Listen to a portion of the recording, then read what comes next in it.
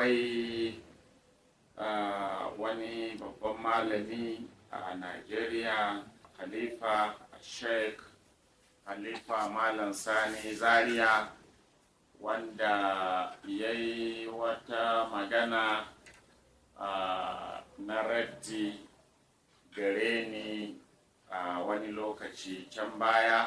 A maganganun shi Khalifa a lokacin ya iya bayyana mana da cewa manzo Allah sallallahu alaihi wasallama wa alihi ya nuna martaban Umar, kuma ya ce wai manzo Allah ya ce da wani annabi a bayana da kai za a naɗa. Wai manzo Allah ya gaya mu Umar haka. To yanzu dai sai mu saurari malamai, kuma shi Khalifa Malam Sani Zaria ya taimake mu a wannan lokaci a inda ya gaya mana cewa ba abin maganan malamai yanzu sai maganan malamai magabata. Kenan ba za a bi magana na ba za a bi nashi ba, duk sai mu tattara da ni da shi mu je mu bi maganan malamai magabata. Yanzu sai mu ji menene bayanin malamai magabata, wanda na san shi Khalifa Malam Sani Zaria ba zai saba mu maganan da ya yi ba, shi ma zai amince da maganan malamai magabata, ba zai karyata su ba. In kuma ya karyata su to yana da kyau mu samu labari. Yanzu za mu je a gurguje mu leƙa a cikin littafai 6 da malamai magabata suka ce ingantattu ne, kuma Malam Sani Zaria ma ya ce duk duniya sun yarda da su. To a cikinsu za mu duba ɗaya, mana Sahihu Abi Dawud ko Sunan Abi Dawud. Za mu duba mu ga me ma matsayin Umar ɗin gaba ɗaya kafin mu fara kawo hadisan. Ina da kyau mu ga shi Umar ɗin na wai me ma matsayin shi a gurin Allah da manzonsa, menene matsayin shi a addinin musulunci, me matsayin shi, wani girma yake da shi a gaban Allah, wani girma yake da shi a gaban manzon Allah sallallahu alaihi wa sallam. Sai mu duba Sunan Abi Dawud. A cikin Sunan Abu Dawud babu fi istiklafi Abi Bakrin radiyallahu anhu, babin sanya halifanci da Abubakar yayi. Sannan hadisi na 4660, حدثنا عبد الله بن محمد النفيلي حدثنا محمد بن سلمة عن محمد بن إسحاق قال حدثني الزهري قال حدثني عبد الملك ابن أبي بكر ابن عبد الرحمن ابن الحارث ابن هشام عن أبيه عن عبد الله بن زمعة قال لما استعز برسول الله صلى الله عليه وسلم. mana ga abin nan isnadin hadisin an ce abin nan lammastu izza bi rasulillahi sallallahu alaihi wasallama, yayin da rashin lafiya yayi tsanani ga manzon Allah sallallahu alaihi wa alihi wasallam, wa ana indahu fi nafarin minal muslimina, yace ina tare da manzon Allah sallallahu alaihi wasallama a cikin wasu jama'a na musulmai, mana Abdullahi ibn Zamu'a kenan, wani babban sahabi ne yake bada wannan labari. Yace yana tare da manzon Allah cikin wasu jama'a na ƴan uwan shi sahabbai. Da'ahu Bilalun ila salati, sai Bilal ya zo ya kira manzon Allah zuwa ga sallah, mana ya zo ya sanar da manzon Allah lokacin sallah yayi, mana don ya fito ya ba su sallah. Faƙala sai manzon Allah ya ce, murru man yusalli linnasi, ku umarci wani ya yi ma mutane sallah. ku umarci wani ya ba mutane sallah, mana ya ja mutane sallah. Fakaraja Abdullahi ibn Zama'a, sai Abdullahi ibn Zama'a ya fita. Fa'iza umaru fin nasi, to da shi tunda yana tare da manzalla ne shi Abdullahi ibn Zama'a, da manzalla ya faɗi haka sai shi ya fita kenan domin ya samu wani da zai gaya ma manzalla ya ce ka ja mutane sallah. To fa'iza umaru fin nasi, sai ga Abdullahi ibn Zama'a ya ga Umar a cikin mutane. Wa kana abubakarin ga'iban, shi kuma abubakar baya nan ya fita. So Umar ya gani a cikin mutane shi abubakar baya nan. Faƙultu sai na ce, ya Umar, ya kai Umar, fasalli bin nasi, tashi ka yi ma mutane sallah, mana tashi ka jagoranci mutane a sallah. Faƙama fakabbara, sai Umar ya tashi sai ya yi kabbara, mana liman kenan ba, ya zo ya ja mutane a sallah, sai ya tashi ya yi kabbara. Falamma sami'a Rasulullah sallallahu alaihi wasallam sautahu, da ya yi kabbara aka fara sallah, sai manzo Allah ya ji muryan Umar, ya ji cewa Umaru ke ba da sallah. Wa kana Umaru rajulan mujihiran, Umar ya kasance mutum ne mai babban murya, mai katon murya. To yana fara magana, mutum ne mai magana da ƙarfi, yana fara magana manzo Allah ya jiyo muryansa. Ƙala sai manzo Allah ya ce, fa aina Abubakrin, ina Abubakar? Ya aballahu dhalika wal muslimun, Allah da musulmai sun ƙi yadda da haka. Allah da musulmai ba su yadda ba a ce Umar ya jagoranci mutane a sallah. Ya aballahu dhalika wal muslimun, Allah da musulmai ba su yadda da haka ba. Fa ba'atha ila Abi Bakrin, sai ya aika zuwa ga Abubakar. Faja'a ba'ada an salla Umaru tilka salata, sai Abubakar ya zo bayan Umar ya riga ya ba mutane sallah. To jama'a, an fa gama sallan fa, Umar ya jagorance su, an gama sallah, an sallame, sai ga Abubakar.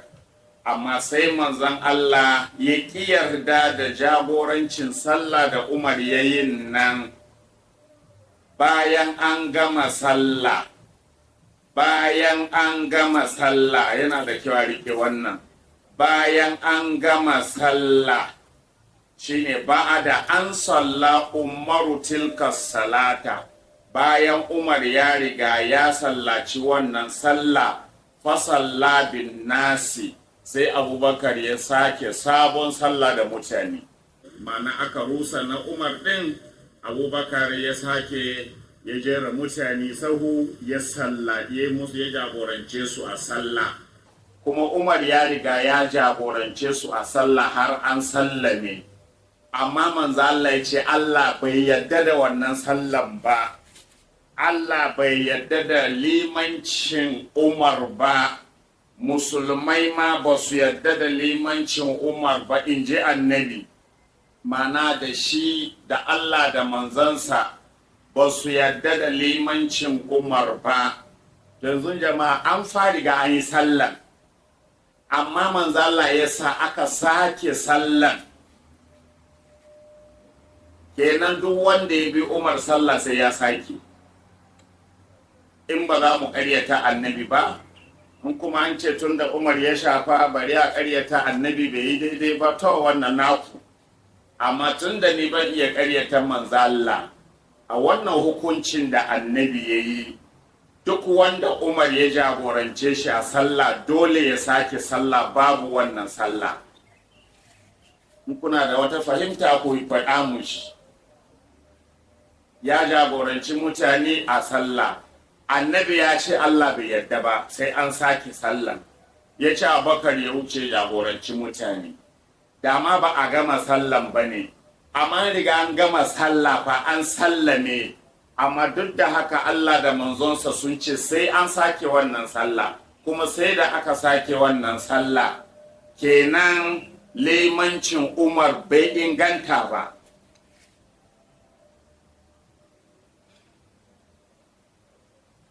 To malamai, ɗaya kenan. Na biyu kuma, duk mutumin da limancin shi bai inganta ba, mana duk mutumin da ya ja mutu aka bi shi sallah, sallan bai yi bai zama sai an sake, to in yi sallah shi kaɗai ma babu sallah. Wannan ita ce ƙa'ida. Duk mutumin da in yayi sallah shi kaɗai sallansa ta inganta, to in an bi shi sallah limancin ya inganta. Duk wanda ya bi shi sallah sallan shi ya inganta. In har yayi shi kaɗai Allah ya karɓa, to in an bi shi sallah Allah ya karɓa. Duk kuma wanda in aka bi shi sallah sallah bai yi ba, to in yayi shi kaɗai ma bai da sallah. To malamai, sai ku mana bayanin matsayin Umar yanzu a sunan Abi Dawuda muke karatu, ba sunan Sharif Adam bane. To kagani ba sunan Sharif Adam bane, sunan Abi Dawuda wanda ke cikin Sihahu Sitti, Buhari, Muslimu, Abu Dawuda shine mana uku. Buhari, Muslimu, Abu Dawuda, Tirmizi, Nasa'i, Ibn Majah. Ko ba haka aka jero su ba. To shine ma na uku, Abu Dawuda a ciki aka kawo wannan hadisi. To Alifa Malam Sani Zaria, in kana da karatu da ya saba ma wannan kuma sai a yi mana bayani, karuwa muke bukata. In aka gyara mana za mu sake dawowa mu gyara mu ce ma jama'a kuskure muka yi, amma dai ga abin da mu muka karanta. Umar ya jagoranci mutane a sallah, manzan Allah ya ce Allah bai karba ba, Allah bai yarda da limancin ba, annabi ma bai yarda ba, musulmai ma kara su yarda. Kuma haka aka yi, musulman suka ki yadda, suka sake sabon sallah bayan Umar ya jagorance su. Wannan ya nuna menene matsayin Umar a gurin ku malamai. In yi jagorancin sallah babu sallan dole a sake, sannan shi kaɗai ma yi sallah bai da sallah, kenan har bar duniya bai da sallah. Wanda ba annabi da shi ne ko?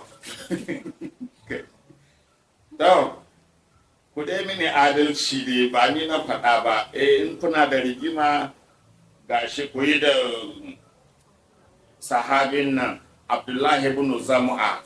Shi ya fallasa abin, sahabi ne shi ma, a gaban shi aka yi.